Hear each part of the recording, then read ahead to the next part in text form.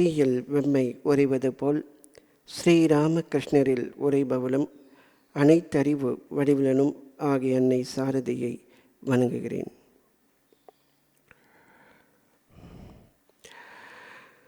தாயுமலவர் அருளிய பராபர கன்னியில் இதற்கு முந்தைய வகுப்பில் எத்தால் பிழைப்பேனோ எந்தையே நின் அருட்கே பித்தானேன் மெத்தவும் நான் பேதை பராபரமே என்ற கன்னியை பார்த்தோம். இது 54வது செய்யுள். எந்த வழியால் நான் கடைப்பிடித்து பிழைப்பேனோ, அதாவது மோன நிலை, முக்த நிலை, ஜீவாத்மா அதாவது ஜீவன் முக்த நிலையை அடைவேனோ, நின் அருட்கே பித்தானேன், உன்னுடைய அருளுக்காகவே நான் பித்து பிடித்தவன் போன்ற ஆகிவிட்டேன். உன்னை தவிர்த்து வேறு யாரும் எனக்கு உதவக்கூடியவர் யாரும் இல்லை. அதுவும் இல்லாமல் நான் மெத்தவும் பேதை, அறிவில்லாதவன், பராபரமே என்னை காத்தருள்வாய் என்ற பொருள்பட அருளியிருந்த அந்த கன்னியினுடைய விளக்கத்தை விரிவாகவே பார்த்தோம். இப்பொழுது அடுத்த கன்னி, வாயினால் பேசா மௌனத்தை வைத்து இருந்தும் தாயிலார் போல் நான் தளர்ந்தேன் பராபரமே. இறைவா, வாயின் மூலமாக, அதாவது பேச்சின் மூலமாக மௌனம், பேசா மௌனத்தை, சும்மா இருக்கும் நிலை, அது அத்தகைய நிலை எனக்குள் இருக்கிறது. அதை முயற்சி செய்தால் நான் அடைய முடியும். ஆனாலும் தாயில்லார் போல் நான் தளர்ந்தேன் பராபரமே. ஒரு தாய் இல்லாமல் போய்விட்டால் அவனை அனாதை என்று சொல்வார்கள். ஸோ அதுபோன்று நான் தளர்ந்து விட்டேன் பராபரமே. ஸோ இதனுடைய கொஞ்சம் விரிவான பொருளை இப்போது நாம் பார்க்கலாம். வாயினால், அதாவது பேசாத மௌனம் நிலை, அத்தகைய நிலை நான் ஓரளவுக்கு கடைப்பிடித்து இருக்கிறேன். ஆயினும் தாயிலார் போல் நான் தளர்ந்தேன். இன்னும் அந்த நிலையை அடைய முடியவில்லை. அந்த மௌனத்தின் உச்ச நிலை, அந்த மௌனத்தினுடைய அதன் மூலமாக அடையக்கூடிய அந்த யதாஸ்தான நிலை, அந்த நிலையை நான் அடையாததால் நான் தாயில்லாத சேயை போன்று ஆகிவிட்டேன். நான் தளர்ந்தேன், நான் தளர்ந்து விட்டேன், சோர்ந்து போய்விட்டேன், துன்பத்தில் ஆழ்ந்து விட்டேன். பராபரமே என்னை காத்தருள்வாய். அதாவது வாயால் பேசாத மௌன நிலை என்னுள் இருந்தும் நான் தாயில்லாத குழந்தை போன்று மிகவும் தளர்ந்து போய் துன்பத்தில் ஆட்பட்டு விட்டேன் என்று பொருள்பட இந்த கன்னியை அருளியிருக்கிறார். இதனுடைய உட்பொருளை நாம் இப்போ பார்க்கலாம். வாயினால் பேசா மௌனத்தை வைத்து இருந்தும், உடல் வாக்கு அதனுடைய செயல்களை எல்லாம் நிறுத்தி வாக்கு மௌனம், அத்தகைய ஒரு மௌன நிலை, ஒரு உச்ச நிலை, அந்த நிலையை அடைவதற்கு முயற்சி செய்கிறேன். ஆனால் முடியவில்லை. ஏனென்றால் எதற்காக அந்த முயற்சி நான் செய்கிறேன் என்றால், எனக்கு வாய்த்தவர் மௌனகுரு, தாய்மனுடைய குரு மௌன குரு என்று சொல்வார்கள். ஸோ அவருடைய அருளால் தீட்சை பெற்றவர், அவருடைய மகிமையை அவர் உணர்ந்திருக்கிறார். எப்பொழுதுமே சீடர் வந்து குருவினுடைய பாதையிலே தான் செல்வார்கள். குரு எப்படியோ அந்த சீடனும் அந்த மார்க்கத்தை பின்பற்றுவார்கள். அத்தகைய மௌன முனி வெளிப்பார்வைக்கு ஒன்றுமே இல்லாத ஒரு பாமரன் போன்று இருந்தாலும் அனைத்தையும் தன்னகத்தை கண்டு கொண்டு தன் மகிமையிலேயே திளைத்திருக்கின்ற அந்த மாபெரும் ஞானி. ஸோ அத்தகைய ஒரு குருவை பெற்ற நான், அத்தகைய அவர் காட்டிய அந்த மௌன உபதேசத்தை பெற்றிருந்தும் நான் தாயில்லாத குழந்தை போன்று, அதாவது இந்த மௌனம் என்பது மனம் சித்தம், அகங்காரம், நான் எனது என்ற மமகாரம் எல்லாவற்றையும் கடந்த மௌனம். வெறுமனே பேச்சினால் அமைதியாக இருப்பதும் அல்ல, மனத்தில் இருக்கிற எண்ண ஓட்டங்களை நிறுத்தி இருப்பது அல்ல, உண்மையாகவே மன வாக்கு அனைத்தையும் கடந்த பிறகு பெறுகின்ற உண்மையான அந்த அமைதி, பேர் அமைதி, அதுதான் நம்முடைய உண்மையான இயல்பு. ஆனால் அந்த இயல்பில் நாம் இல்லாமல் அல்லல் ஆடுகிறோம். எப்படி என்றால், தன்னுடைய அப்பா அம்மா இந்த உலகத்தினுடைய பேரரசராக இருப்பதாக வைத்துக்கொள்வோம் ஒரு பிள்ளைக்கு. ஆனால் அந்த பிள்ளையை யாரோ கடத்தி வந்து விட்டார்கள். கடத்தி எங்கேயோ காட்டில் எங்கேயோ வைத்து விட்டார்கள். அவன் அந்த பிள்ளை எப்படியோ கஷ்டப்பட்டு வளர்ந்து ஆளாகி இருக்கிறான். அப்படி ஆளாகி இருந்த போதும் அவனுக்கு தாய் தந்தை யார் என்பது அவனுக்கு தெரியவில்லை.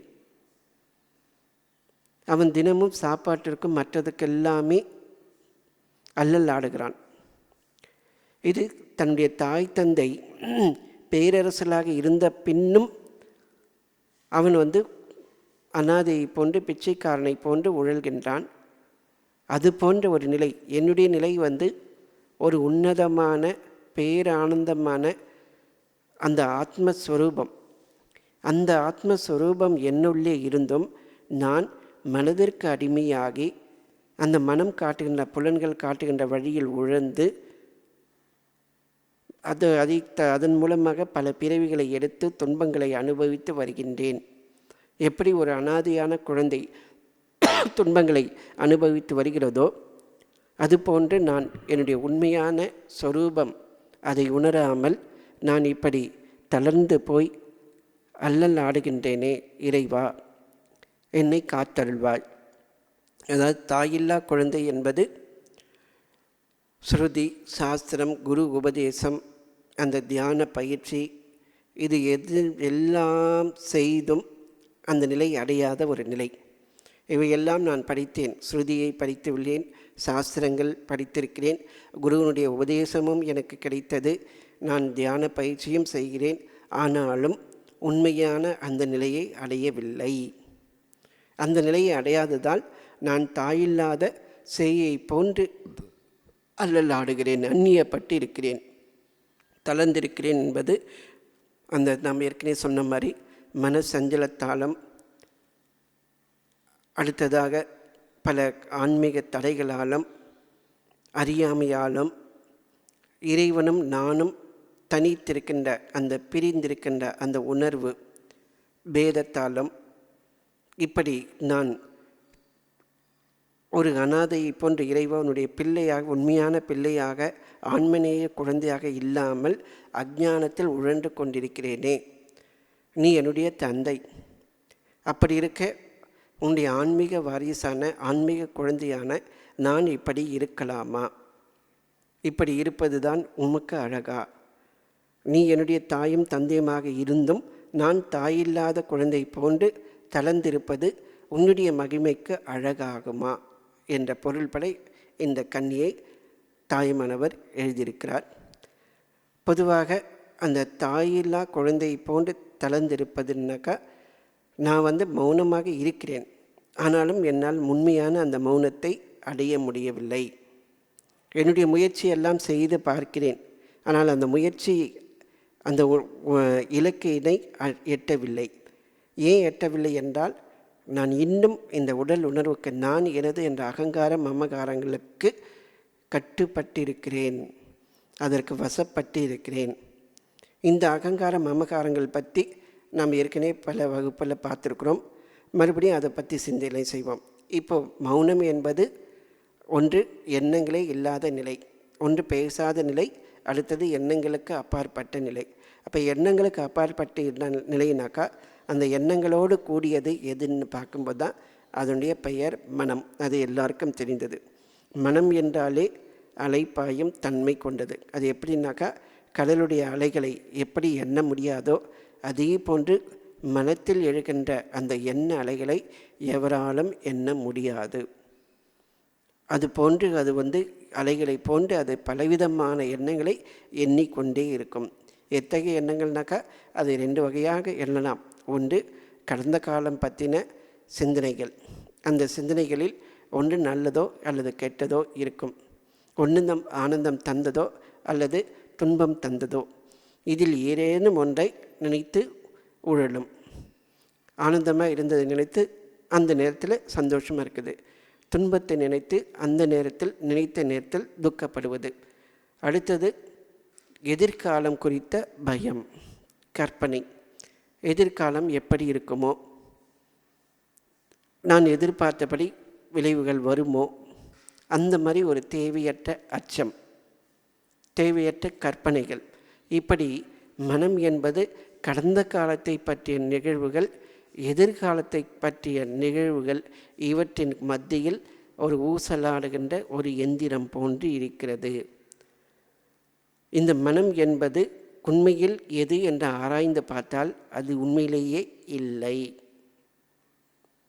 அது இருப்பது போன்று தெரிகிறது. நாம் பற்றி இருந்தால் அது மனம். எண்ணங்களை பற்றி நாம் ஓடிக்கொண்டிருக்கிற வரைக்கும் அந்த மனம் என்பது இருக்கிறது. எண்ணங்களே இல்லாத நிலையில் இருக்கும்போது மனம் என்பதே இல்லை. ஆகவே அந்த மனத்தை கடந்து செல்ல வேண்டுமென்றால் முதலில் அந்த மனத்தை நாம் அறிய வேண்டும். மனம் என்பது என்ன? மனம் என்பது என்ன அறிவதற்கு முன்பாக ரமண மகரிஷி அவருடைய உபதேசங்களில் இந்த ஒரு சிந்தனையினுடைய மூலம்தான் அவருடைய உபதேசனுடைய சாராம்சம். நான் யார்? இதிலிருந்து தான் அவருடைய உபதேசனுடைய விரிவாக்கமே. ஸோ எண்ணங்கள் வருகின்ற போது அந்த எண்ணங்கள் யாருக்காக எழுகின்றன? நான் யார்? நான் இப்போ எண்ணங்கள்னு வந்தாவே அதை என்னை முன்னிலைப்படுத்தி எழுகின்றன, எனக்காக எழுகின்றன. அப்படி எனக்காக வருகின்ற அந்த எண்ணங்கள் யார்? உண்மையில் நான் யார்? அந்த நான் என்ற எண்ணத்திலிருந்து தான் மற்றதெல்லாம் வருகின்றன. ஸோ அந்த நான் யார்? அந்த நான் யார்னு வரும்போது, அந்த கேள்வி எழும்போது மனம் சற்று அமைதி அடையும். மீண்டும் எண்ணங்கள் வரும்போதும் அந்த நான் யார் என்ற விசாரத்தை தொடங்க வேண்டும். திரும்ப திரும்ப இந்த விசாரத்தை பயின்று கொண்டே இருக்க வேண்டும். இதற்கு எப்போது முடிவு? ரமண மகரிஷி சொன்ன பதில், இதற்கு முடிவு எப்போதுன்னு யாராலும் சொல்ல முடியாது. உங்களுடைய வேலை இந்த விசாரத்தை செய்து கொண்டிருப்பது. முடிவு பகவான் கையில். நாம் ஆத்மார்த்தமாக இந்த பயிற்சி செய்தால் நிச்சயமாக பகவானுடைய அருளால் நமக்கு ஒளி கிடைக்கும். ஸோ அந்த நான் யார் என்ற ஒரு விசாரத்தின் மூலமாக மனம் என்றால் என்ன என்பதை அறிய முயற்சிக்கிறோம். அந்த மனம் என்றால் அறிய முயற்சிக்கும் போது அதை அறிய முயற்சிக்க அது ஓடிக்கொண்டே இருக்கும். அது நமக்கு பிடிபடாமல் ஓடிக்கொண்டே இருக்கும், அல்லது கொஞ்சம் கொஞ்சமாக மறைந்து கொண்டே போகும். பொதுவாக இந்த மனம் என்பது நம்முடைய தத்துவத்தில் 4 விதமாக செயல்படுகிறது. 4 விதமாக, அதாவது இயக்கங்களை, மனம் மற்றும் அதனுடைய இயக்கங்களை அனைத்தையும் 4 விதமான பிரிவுகளாக அந்த கரணங்கள் என்று நம்முடைய முன்னோர்கள் பிரித்திருக்கிறார்கள். அந்த கரணங்கள் யாவும் அடங்க நிற்பதவே எந்த துறவிலும் நன்று பராபரமேன்னு சொல்லி கண்ணிலே சொல்லியிருக்கிறார். அந்த கரணங்கள் அடங்க நிற்பது தான் உண்மையான துறவு. அந்த துறவினுடைய மறு வடிவம்தான் மௌனம். எதுவாக இருந்தாலும் துறவி என்பதே அந்த மனத்தின் மூலமாகத்தான் வருகிறது. மனத்தின் மூலமாகத்தான் பந்தம், மனத்தின் மூலமாகத்தான் மோட்சமும். ஸோ பற்றுதல் இருக்கிற வரைக்கும் இது எல்லாமே உண்மை. பற்றுதல் இல்லாவிட்டால் எது இருந்தாலும் அது நம்மிடம் இல்லாதது போன்று. ஸோ அந்த கரணங்கள் என்றால் என்ன என்பதை நாம் பார்க்கும்போது முதலில் மனம். இந்த மனம்தான் எண்ணங்கள் யாவும் வெளிப்படுவதை உணர்கின்ற, நம்மை உணர்த்துகின்ற, இந்த எண்ணங்களை நமக்கு உணர்த்துகின்ற பகுதி தான் மனம். நான் உட்கார்ந்து இருக்கிறேன், ஏதோ சிந்தனை வருகிறது. அந்த சிந்தனையை எனக்கு உணர்த்துகின்ற அந்த பகுதி மனம். இந்த ஒரு விஷயத்தை செய்யலாமா, செய்யக்கூடாதா, இது நல்லது கெட்டது, அதனுடைய விளைவுகள், அந்த அனுபவங்கள் பற்றிய ஒரு சந்தோஷம் அல்லது துக்கம், இது போன்ற பதிவுகளை நமக்கு கொடுப்பது இந்த மனம். இது ஐம்புலன்களிலிருந்து இந்த விஷயங்களை பெறுகிறது. பிடித்தது பிடிக்காது அனைத்துமே ஐம்புலன்கள் மூலமாக வருகின்ற விஷயங்களை நமக்கு தெரிவிப்பது இந்த மனம். முதல்ல ஐம்புலன் மூலமாக வர விஷயம் இது அப்படியே மனம் நமக்கு தெரிவிக்குதானாக்கா, மனம் எடுத்த எடுப்பில் நமக்கு தெரிவிப்பதில்லை. அது பல விஷயங்களெல்லாம் சேகரித்து புத்தியிடம் கொண்டு போய் சேர்க்கிறது. புத்தி தீர்மானிக்கும் கருவி.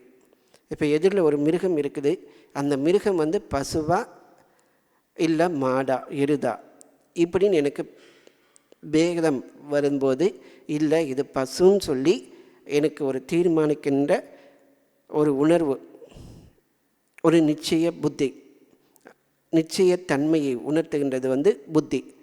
இந்த நிச்சயத்தன்மை இந்த புத்திக்கு கொடுப்பது எதுனாக்கா சித்தம். இது ஏற்கனவே பார்த்த விஷயங்களுடைய எல்லா தொகுப்பும் அதில் இருக்குது. சேமிப்பு கிடங்கு மாதிரி, மெமரி பேங்க் ஃபுல்லாக அதில் இருக்கும். இது இந்த பிரிவில் மட்டும் இல்லை, முற்பிரிவில் நாம் பார்த்தது கேட்டது எல்லாமே இந்த சித்தத்துக்குள் அடங்கி இருக்கின்றன.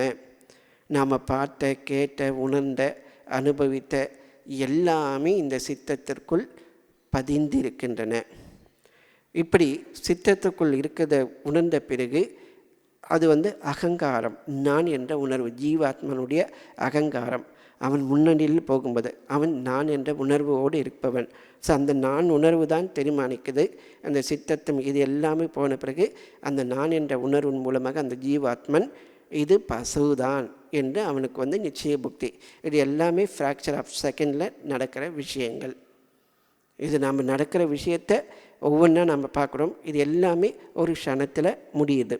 ஸோ இதுதான் மனத்தினுடைய அந்த 4 நிலைகள், அந்த கரணங்கள். அடுத்ததாக பார்த்திங்கன்னா, இந்த மனத்தினுடைய இயக்கம் எப்படி, மனம் எப்படி இயங்குது அப்படின்னாக்கா, அது 5 விதமாக இயங்குதுன்னு சொல்லி பதஞ்சலி யோக சூத்திரத்தில் சொல்லப்பட்டிருக்குது. எப்படின்னாக்கா, முதல்ல பிரமாணம், அதாவது ரைட் நாலேஜ், ஒரு நேரடி அனுபவம். மற்றவங்க சொன்னதை வச்சியோ இல்லை புக்குங்களையோ மற்ற இதுலேயோ சான்றோ வச்சு அறிவது போன்று நேரடியாக உணர்வது, இது கடிகாரம் அப்படின்னு சொல்லி நேரடியாக நான் உணர்வது போன்று இது பொருளை நேரடியாக நான் பார்க்குறேன், அதனால் இது கடிகாரம் என்னால் தெரிய முடியுது. அடுத்ததாக ஏதோ ஒரு விஷயம் சொல்லப்பட்டிருக்குது, அந்த விஷயம் உண்மையா இல்லையா என்னால் தீர்மானிக்க முடியாத போது சான்றுகள், அந்த சான்றுகளை வச்சு அந்த உண்மையை உணர்ந்து கொள்வது. ஸோ இதுக்குன்னு ஒரு பிரமாணம், இது இப்படித்தான் என்று நிச்சயத்தோடு உறுதியோடு தெரிவிப்பது பிரமாணம். ஸோ இது ஒரு வகையில் மனம் அறிது. அடுத்து விபரீயம், இது மிஸ்கன்செப்ஷன், தவறான புரிதல். இதுக்கு பிரபலமான ஓமை வேதாந்தத்தில் இருக்குது, எல்லாருக்குமே தெரியும். ஒரு பொருளை தவறாக நாம் புரிஞ்சுக்கிற அறிவு. உதாரணத்துக்கு, நாம் போயிட்டு இருக்கோம் இருட்டில், ஏதோ ஆடுது சம்திங் மரத்தில், இது உடனே நாம் நினைக்கிறோம் அது பாம்பாக இருக்குமோன்னு சொல்லிட்டு பயம் வருது. பாம்பு அந்த கிளையில் தொங்கி ஆடுது போல் இருக்குன்னு கிட்ட போய் பார்த்தா அது பாம்பு இல்லை, கயிறுன்னு நமக்கு தெரியுது. ஸோ இப்படி விபரீயம், தவறான ஒரு புரிதல். ஸோ இது மாதிரி இதுவும் மனத்தினுடைய இயக்கம். அடுத்தது விகல்பம், இல்லாத ஒன்றை இருப்பதாக கற்பனை செய்கிறது. தேவையில்லாத பய உணர்வோடு, தேவையில்லாத விஷயத்தை பற்றி நினச்சிக்கிட்டே வருத்தத்தோடு இருப்பது. கற்பனையினாலே நாம் எதிர்காலம் பயத்தை பற்றியோ இல்லைனாக்கா ஒருவரை பற்றிய தவறான புரிதல்கள், கற்பனையாகவே அவன் இப்படிப்பட்டவன் தான் அப்படின்னு சொல்லி நமக்கு நாமே ஒரு விகல்பம், ஒரு கற்பனை, ஒரு கற்பிதம். அதாவது இந்த பிரமாணத்தின் மூலமாக இல்லாமல் நமக்கு நாமே ஒரு கற்பனையின் மூலமாக ஒரு புத்தியை நாம் வளர்த்து கொள்வது விகல்பம். அடுத்ததாக நித்திரை, தூக்கம். இதுவும் மனத்தினுடைய ஒரு இயக்கம். இந்த தூக்கத்தில் எண்ணங்கள் ஆழ்ந்த உறக்கத்தில் இருக்காது, ஆனாலும் உறக்கத்தில் எண்ணங்கள் இருக்கும். அந்த எண்ணங்களுடைய வெளிப்பாடு தான் கனவு. ஸோ இதுவும் மனத்தினுடைய ஒரு வெளிப்பாடு. அடுத்ததாக ஸ்மிருதி, நினைவு பெட்டகம். ஏற்கனவே நடந்து போன சம்பவங்களுடைய நினைவு தொகுப்பு. ஸோ இப்படி மனத்தினுடைய இயக்கங்களை பற்றி பதஞ்சலி யோக சூத்திரம் விவரித்திருக்கிறது. பொதுவாக பார்த்திங்கன்னா மனம் 3 குணங்களால் இயங்குது. சத்வம், ரஜஸ், தமஸ். இந்த முக்குணங்களுடைய இயக்கத்தினுடைய வெளிப்பாடு தான் மனம். சத்வகுணம் இருக்கும்போது அதனுடைய இயல்பு எப்படி இருக்கும்னாக்கா தூய்மையோடு இருக்கும். அவருடைய வாழ்க்கையே தூய்மையாக இருக்கும். அவருடைய எண்ணம், சொல், செயல் அனைத்துமே தூய்மையோடு இருக்கும். அவர்கள் எப்போதும் அமைதியில் நிலைத்திருப்பார்கள். தெளிந்த அறிவு, மெய் அறிவு. எப்பொருள் யார் வாய் கேட்பனும் அப்பொருள் மெய்ப்பொருள் காண்பது அறிவு என்பதற்கு ஏற்ப தெளிந்த மெய் அறிவு கொண்டிருப்பார்கள். ஸோ இத்தகைய குணங்கள் அவர்கிட்ட இருக்கும். இதனால் அவங்களுக்கு என்ன கிடைக்கும்னாக்கா உண்மையான ஆனந்தம். ஆனாலும் இது பேரானந்தம் கிடையாது. சாதாரண மனிதர்கள்கிட்ட இருக்கிறதை விட உன்னத ஆனந்தத்தில் இவங்க இருப்பாங்க. இந்த சத்துவத்தில் குணம் படைத்தவர்கள் இந்த நிலையில் இருப்பாங்க. அடுத்ததாக ரஜஸ். ரஜஸ்னுடைய இயல்பு எப்படின்னாக்கா ரொம்ப வேகம், படபடப்பு, ஆசை. இந்த என்னது ஒரு எந்திரம் போன்று ஓயாமல் வேலை செய்கிறது. ஆசையின் மூலமாக இது எப்படியாவது நான் அடைய வேண்டும். அந்த ஆசையினால் அடையக்கூடிய பொருளை அது நல்ல விதமாகவோ கெட்ட விதமாகவோ எதுவாக இருந்தாலும் சரி அதை நான் அடைய வேண்டும் என்ற ஒரு ஆற்றலோடு இயங்குவது. அதாவது சிந்தனை நல்லதா கெட்டதா என்று பகுத்தறியாமல் அந்த பொருள் எப்படியாவது எனக்கு கிடைக்க வேண்டும், நான் நினைத்ததை எப்படியாவது அடைய வேண்டும் என்று எதை பற்றியும் யோசிக்காமல் இயங்குகின்ற ஒரு தன்மை. இதனுடைய விளைவு எப்படின்னாக்கா பதட்டம் இருக்கும், போட்டி இருக்கும், பொறாமை இருக்கும், அதீத ஆசை இருக்கும். இது எல்லாமே ரஜஸினுடைய வெளிப்பாடுகள். அடுத்ததாக தமஸ். சோம்பேறித்தனம், அறியாமை, இருள். இது எல்லாமே தமசனுடைய வெளிப்பாடுகள். நமக்கு நாம் இருக்கிற நிலையை உயர்ந்த நிலையை அடையணுன்ற ஒரு எண்ணமே இல்லாமல் இப்போ என்ன இருக்குதோ அதே மாதிரி இருந்து போகணும். பெருசாக நாம் எதுக்கு ஜபம் தியானம் பண்ணணும்? காலையில் விடியற் காலத்தில் மார்கழி மாதம் இன்னும் நாம் நல்லா தூங்கலாமே, எதுக்கு 4 மணிக்கெல்லாம் எழுந்து போயிட்டு அவங்க எல்லாம் பஜனை பாடுறாங்கன்னா நாமளும் போய் எதுக்கு பஜனை பாடணும், நமக்கு நல்லா தூக்கமாக இருக்குது அப்படின்னு சொல்லி அந்த உடல் மயக்கத்தில் ஆழ்ந்திருப்பவர்கள், அதீத உடல் பாவத்தில் அந்த உடல் என்ன சொல்கிறது, அந்த உடலை தன்னதாக உணரக்கூடிய உடலோடு கலந்த அந்த ஒரு இயல்பிலேயே உடல் உணர்விலேயே அதிகமாக மோகம் கொண்டு இருப்பவர்கள். அத்தகைய நிலையில் இருப்பவர்கள் தாமசிகமாக இருப்பார்கள். எதையும் தெரிந்து கொள்வதற்கோ அறிந்து கொள்வதற்கோ அவர்கள் முயற்சி செய்ய மாட்டார்கள். அவர்கள் ஒரு ஒட்டுண்ணி போன்று வாழ்ந்து கொண்டிருப்பார்கள். அவங்க இப்படி சோம்பலாக இருப்பதற்கு காரணம் அவர்கள் யாரை ஆதரிக்கிறார்களோ அவர்களும் அந்த காரணம்.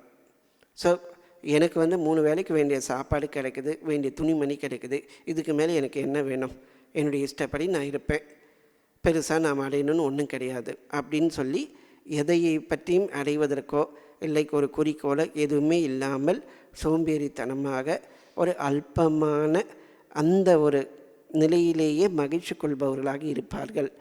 இவர்களுக்கு என்ன அதிகமாக இருக்குனாக்கா அதிகமாக தூங்குவார்கள், குழப்பமாக இருப்பார்கள், ஒரு விஷயத்தில் நல்ல ஒரு முடிவை எடுக்க மாட்டார்கள், எப்போதுமே ஒரு விதமான மந்த நிலையில் போத நிலையிலேயே இருப்பார்கள்.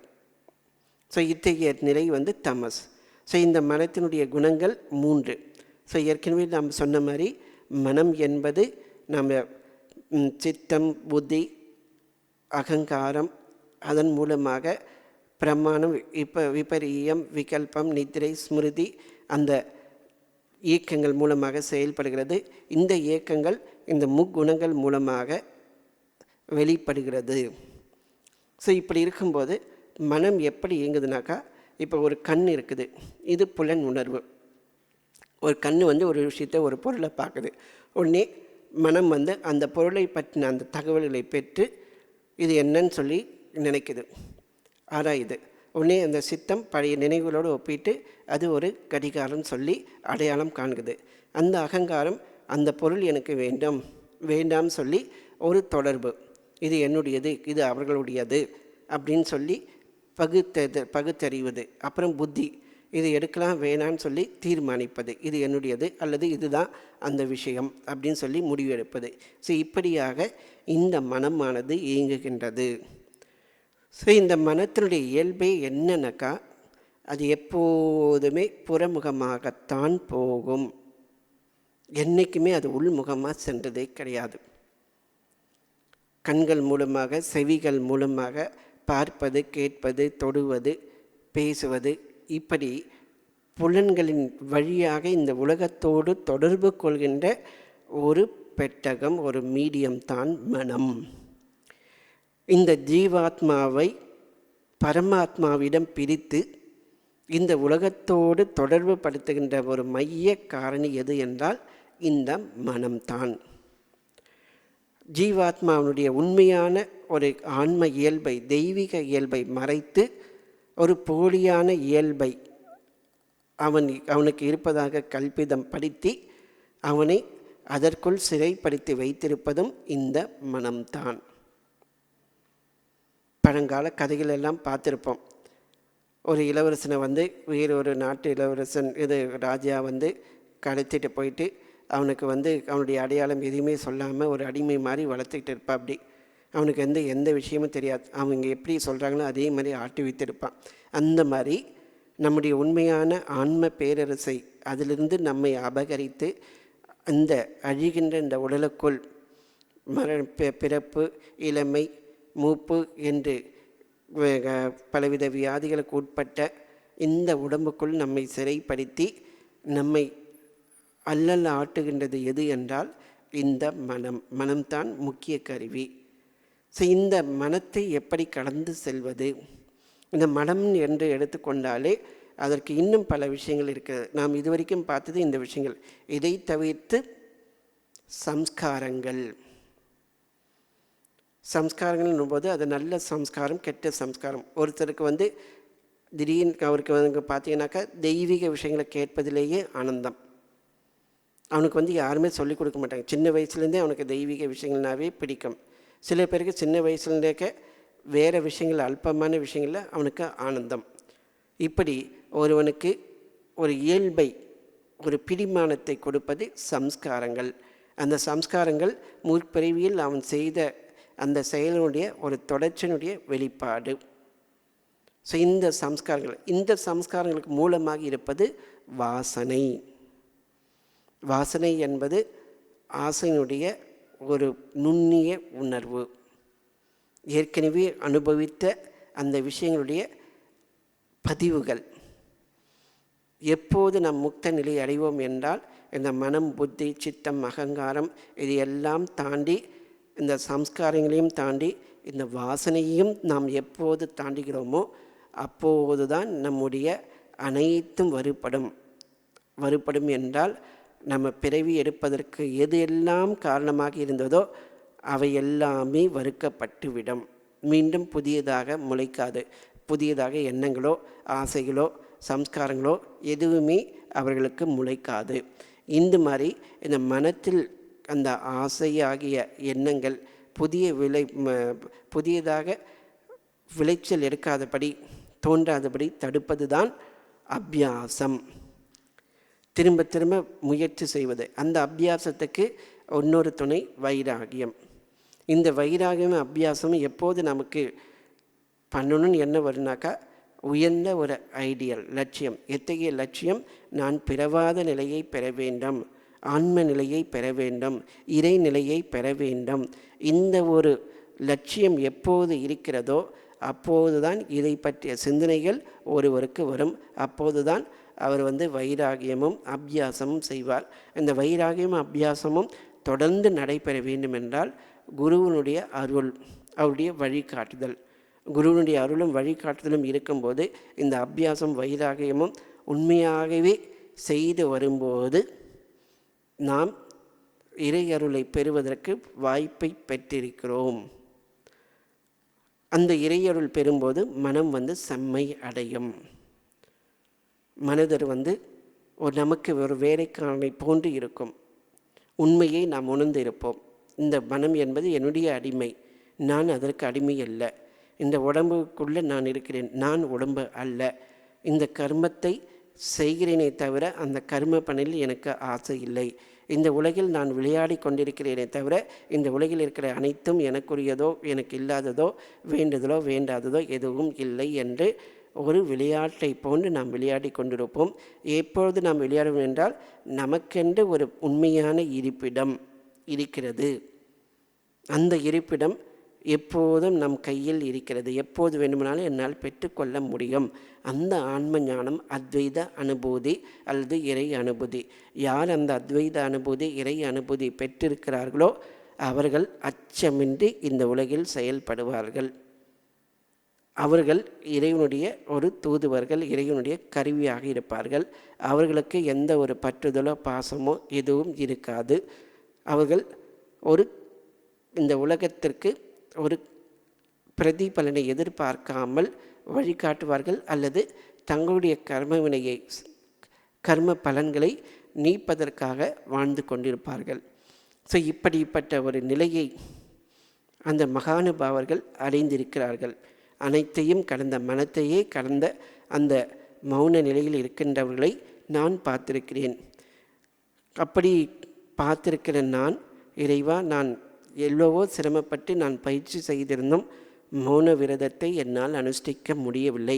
இத்தனைக்கும் அந்த மௌனம் என்பது என்னுள்ளே இருக்கிறது, அந்த சொத்து எனக்குள்ளேயே இருக்கிறது. இது எப்படின்னாக்கா கீதையில் வர மாதிரி பிரஜகாதி யதா காமான் சர்வான் பார்த்த மனோகதான் ஆத்மன் ஏவ ஆத்மனா துஷ்ட சித பிரஜ்ஞஸ்ததோச்சதே. எப்போது மனதில் தோன்றுகிற எண்ணங்கள் அனைத்தையும் மிச்சமின்றி துறந்து, ஆசைகள் அனைத்தையும் மிச்சமின்றி துறந்து தன்னிலேயே ஒருவன் இன்பம் காண்கிறானோ அப்போது அவன் ஸ்தித பிரஜன். ஸ்திதம்னாக்கா நிச்சய புத்தி, சித்த நிலை. அந்த சித்த நிலையை அடைந்த அந்த பிரஜ்ஞ நிலை, ஆத்ம பிரஜானந்தா, அந்த ஆத்மாவை உணர்ந்தவன், தெய்வீகத்தை உணர்ந்தவன். ஸோ அத்தகைய ஒரு நிலையை அவன் பெற்றிருக்கிறான். ஸோ இத்தகைய உண்மையான நிலை, என்னுடைய ஆத்மஸ்வரூபம் என்பது எனக்குள்ளே இருக்கிறது.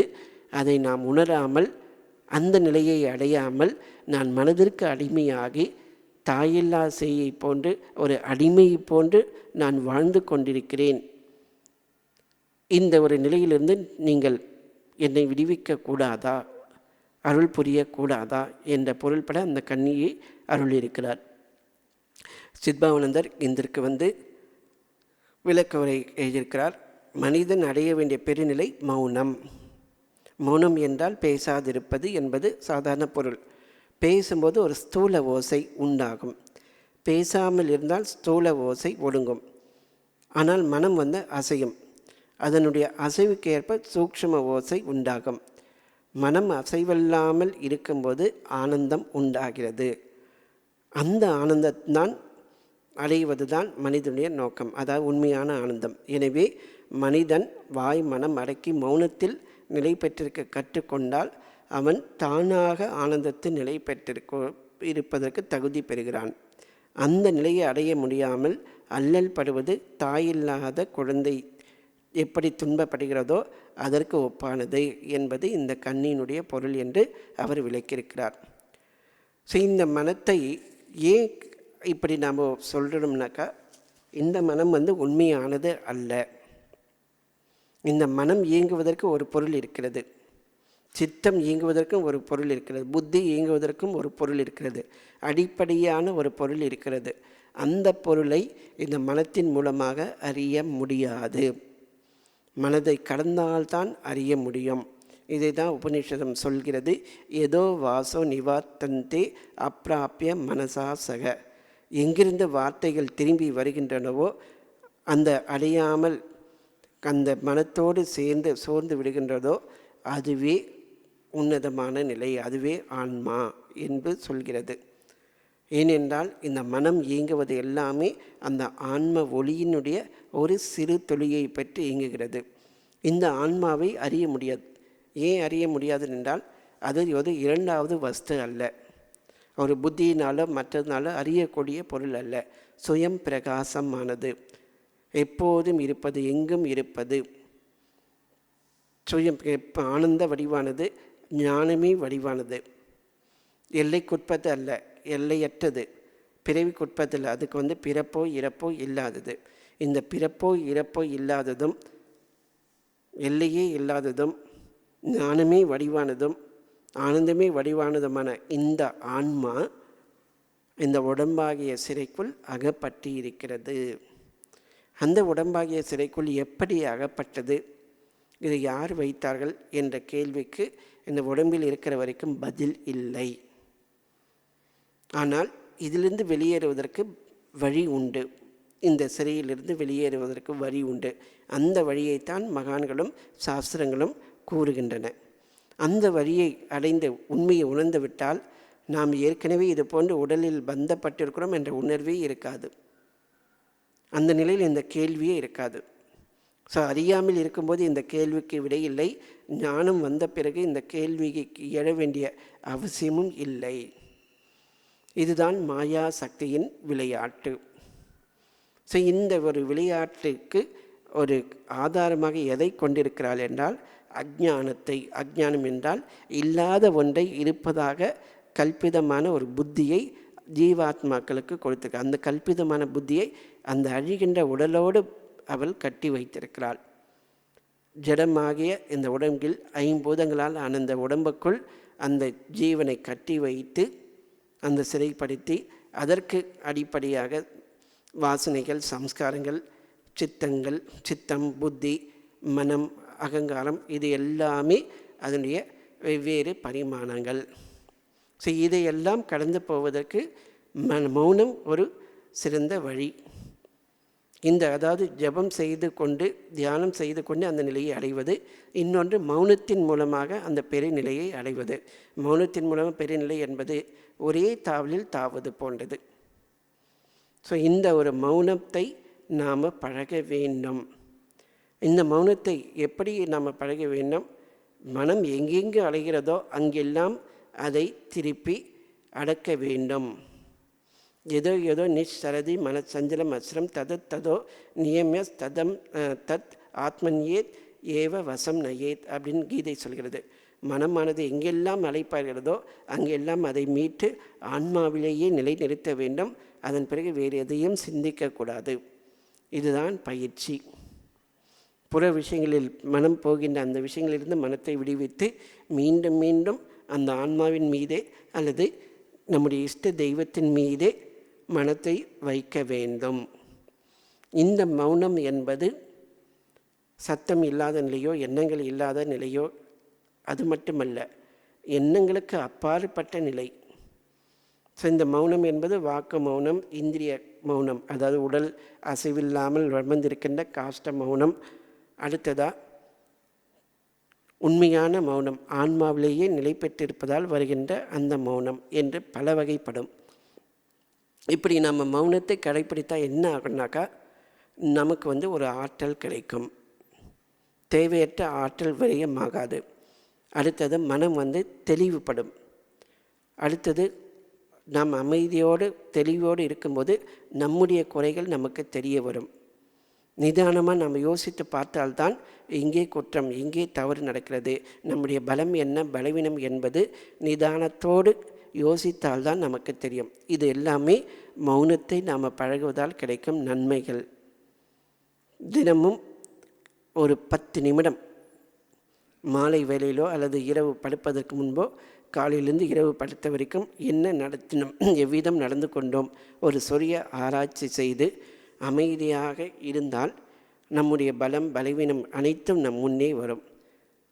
அவ்விதம் வந்த பிறகு இந்த பலவீனத்தை எப்படி கடப்பது, அதற்கான வழிமுறை என்ன சிந்தித்து அந்த வழிமுறையை அடைவதென்ற யுக்திகளை வகுத்து அதன்படி நாம் போக வேண்டும்.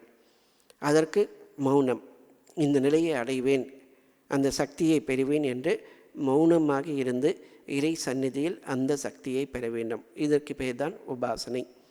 இறைவா, இன்றைய தினம் இது போன்ற பலவீனங்களால் இது போன்று செய்துவிட்டேன், மீண்டும் இது போன்ற தவறுகள் செய்யக்கூடாது, எனக்கு சக்தியை தந்தருள்வாய் என்று அவன் முன்பு அமர்ந்து அந்த சக்தியை கிரகித்து கொள்வதற்கு மௌனம் சிறந்த உபாயம். இறை அருளை பெறுவதற்கு தடுப்பது இந்த எண்ணங்கள் தான். ஸோ இந்த எண்ணங்கள் அனைத்தையும் விட்டு அவன் முன்பு அமரும்போது அவனுடைய அருள் வெள்ளம் நமக்குள் புகும். அவனுடைய அருள் வெள்ளம் நமக்குள் புகாமல் தடுப்பது தான் இந்த நான் என்ற அகங்காரம். இந்த நான் என்ற அகங்காரத்தினுடைய மூலமே எதுனாக்கா சத்திய நிஷ்டை இன்மை. அசத்தியத்தை நாம் பற்றி இருக்கிறோம். உண்மை எது இல்லையோ அதை பற்றி இருக்கிறோம். இந்த வாழ்க்கையே அசத்தியத்தை பற்றி இருப்பது தான். பொய்யை பற்றி இருப்பதால் வந்திருக்கின்ற துன்பம். பொய்க்கு எப்போதுமே பல யுக்திகள் கொண்டிருக்கும். மேலும் மேலும் தவறுகளையே செய்து கொண்டே போகும். சத்தியம் என்பது அது நேர் வழியிலேயே பயணிக்கும். எந்த ஒரு விஷயத்தை எடுத்துக்கொண்டாலும் அதில் கபடமோ எதுவுமே உள்ளொன்று வைத்து புறமொன்று இல்லாமல் நேர்மையாக இருப்பது. இப்போது நம்ம ஒரு செயலை செய்கிறோம், படிக்கின்றோம் என்றால் முழு மனத்தோடு அதை படிப்பதற்கு முயற்சி செய்ய வேண்டும். ஒரு புத்தகத்தை படிப்பது என்றால் அது சத்தியத்தினுடைய ஒரு வழி. இப்போது ஒரு விஷயத்தை கேட்கிறோம் என்றால் முழு மனத்தோடு கேட்பது, வேறு எங்கேயோ சிந்தனை செய்து கொண்டோ ஒரு விஷயத்தை கேட்பது அல்ல. இப்படி மனத்தினுடைய சக்திகளை திரட்டுவதற்கு அந்த ஒருமுகப்பட்ட கவனம் அது எப்போது வரும்னாக்கா தீவிரத்துவம், ஆழ்ந்த தீவிரத்துவம். எனக்கு இந்த நிலையை நான் அடைய வேண்டும், நான் இறை நிலையை பெற வேண்டும், நான் வழவழ குழ என்று இருக்க மாட்டேன், இறை நிலையை தவிர்த்து எனக்கு வேறு எதுவுமே வேண்டாம். இந்த ஒரு உறுதிமொழி நமக்கு இருக்கும்போது நம்முடைய செயல்களில் நம்முடைய சிந்தனைகளில் ஒரு தெளிவு பிறக்கும். அந்த தெளிவு பிறக்கும்போது எது ஏற்கத்தக்கது, எது எல்லாம் இறை அனுபூதி பெறுவதற்கு ஏற்க வேண்டுமோ அதை ஏற்போம். எது எல்லாம் இறை அனுபூதிக்கு தேவையற்றதோ அதை துறக்க தயாராக இருப்போம். இப்படி ஏற்க வேண்டியது ஏற்கக்கூடாதது பற்றிய ஒரு அறிவு நமக்கு வரும்.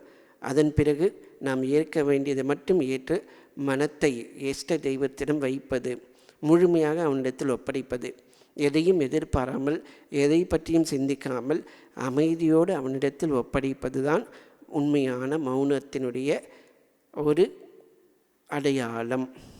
தன்னை முழுமையாக அவனிடத்தில் ஒப்படைத்து விட்டு காத்திருத்தல் தான் மௌனத்தின் அடையாளம். அது மௌனத்தினுடைய தொடக்கம்.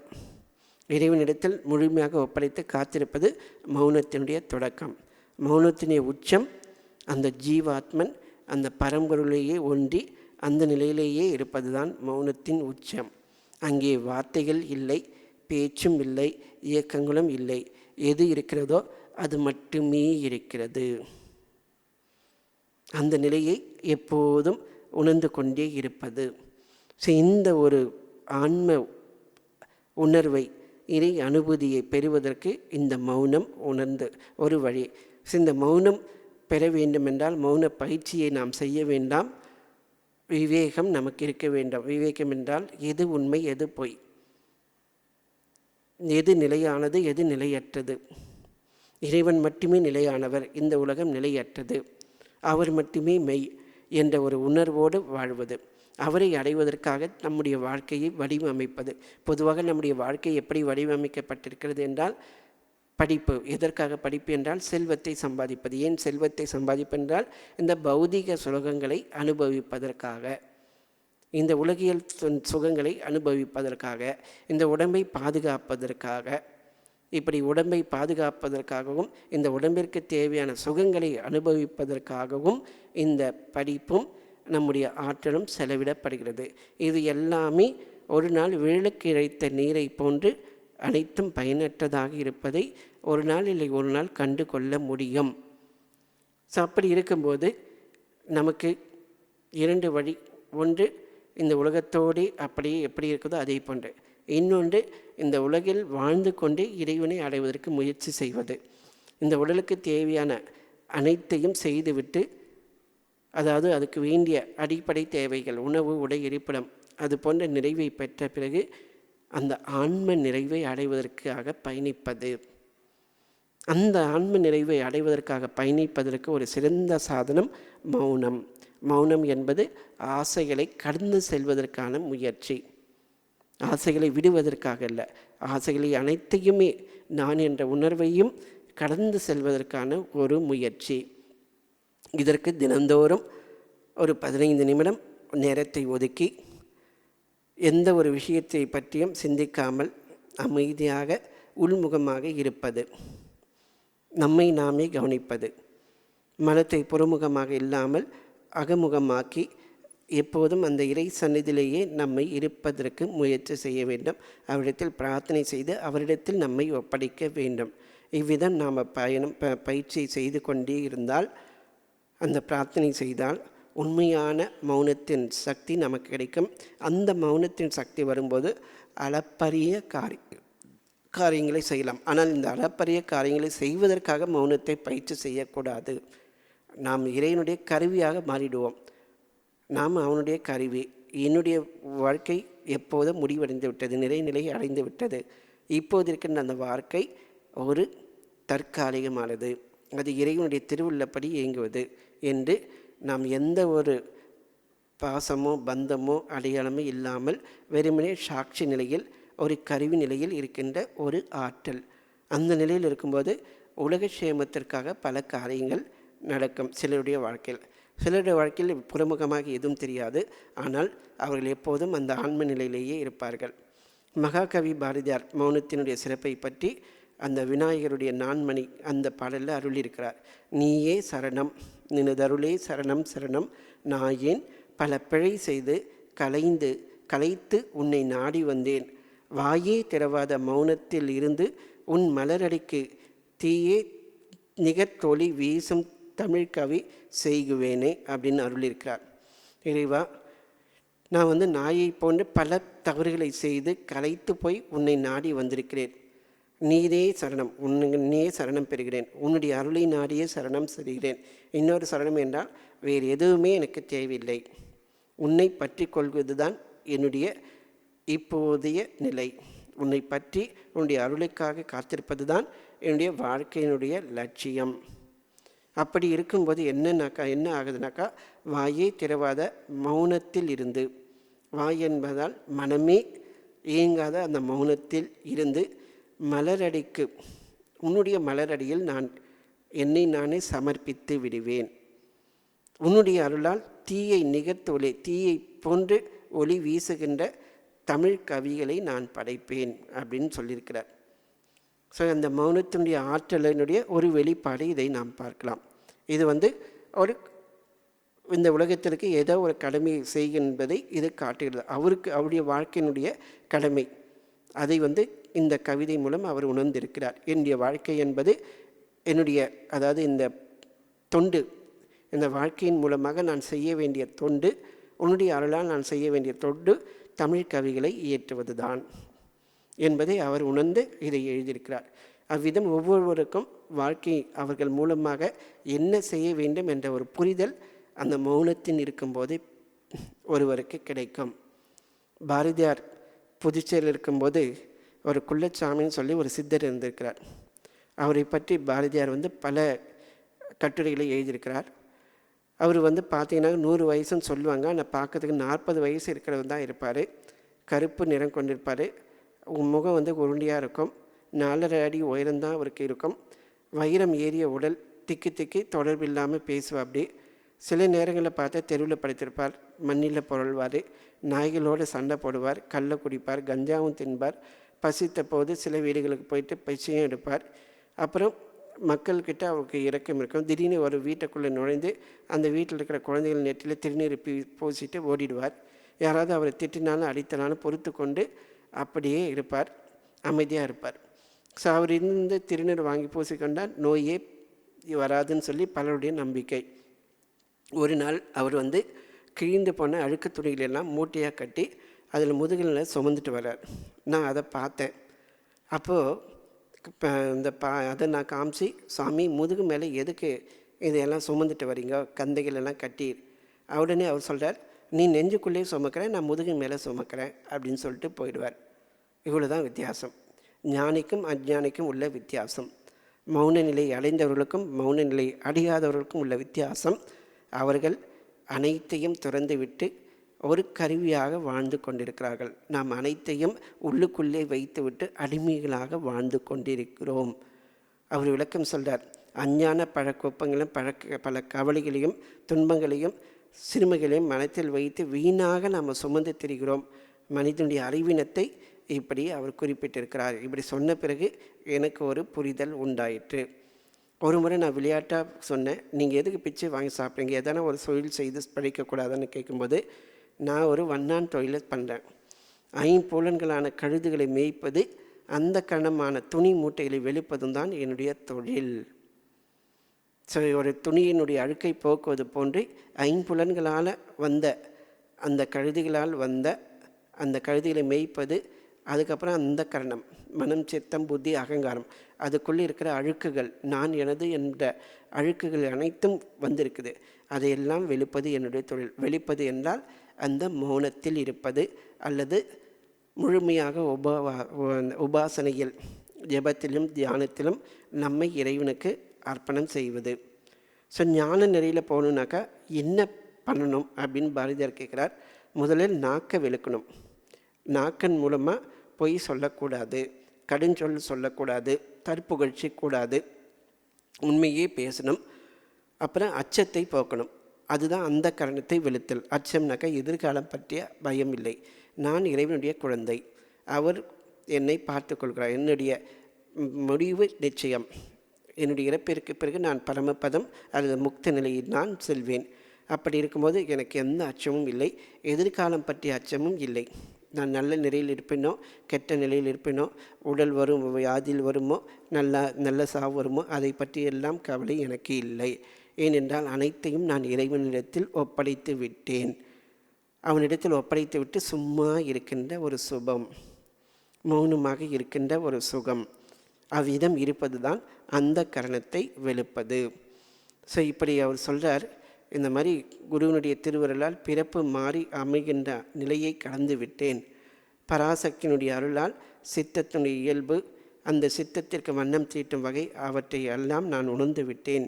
அமைதி நிலை, மௌன நிலையை அளித்து இந்த ஞானத்தால் சாவி என்னும் அச்சத்தை அவர் போக்கிவிட்டார்.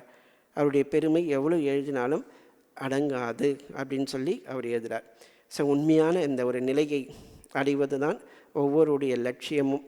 ஸோ இந்த ஒரு லட்சியத்தை அடைவதற்காகத்தான் பிரார்த்தனை, ஜபம், தவம் அனைத்துமே.